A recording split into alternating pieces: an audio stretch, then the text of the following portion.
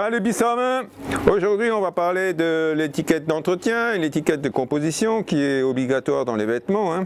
Donc vous allez toujours retrouver cette série de sigles qui sont dans le même sens. Donc d'abord c'est le cuvier avec le lavage. Donc, dès qu'il y a une croix dessus ça veut dire que c'est interdit.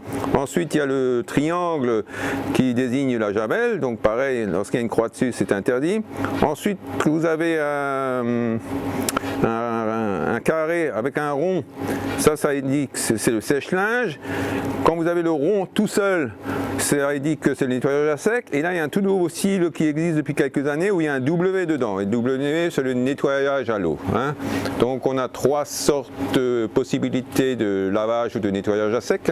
Donc je résume. On a d'abord le nettoyage à sec comme je vous ai expliqué précédemment, où on est avec des hydrocarbures. Par exemple ici à la Petite France on est au K4, à la Cruteno on est au KVL et il y en a plein d'autres. Voilà. Sinon vous avez le lavage traditionnel effectivement comme à la maison, donc ça vous connaissez, la petite machine à laver. Et puis on a encore entre les deux, beaucoup de pressings ne sont équipés que de ça, c'est-à-dire par une machine à nettoyer à l'eau. Alors c'est quoi? C'est des machines très intelligentes où vous mettez un tout petit peu de l'eau et après c'est des adjonctions de produits suivant les articles à passer.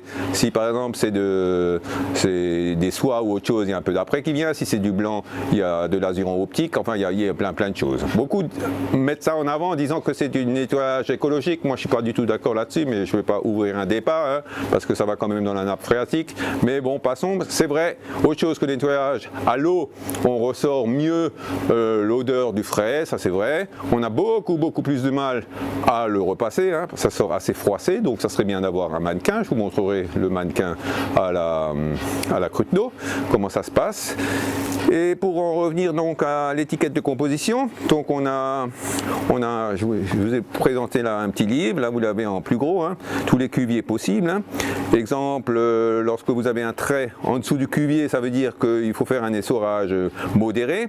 Quand vous avez parfois deux traits en dessous, ça veut dire pratiquement pas d'essorage. Donc je rappelle ici, ça c'est la javel, ça c'est le repassage pas de fer avec un peu de chaleur ou pas du tout, et ça c'est le nettoyage à sec avec un essorage modéré ou pas de nettoyage à sec du tout.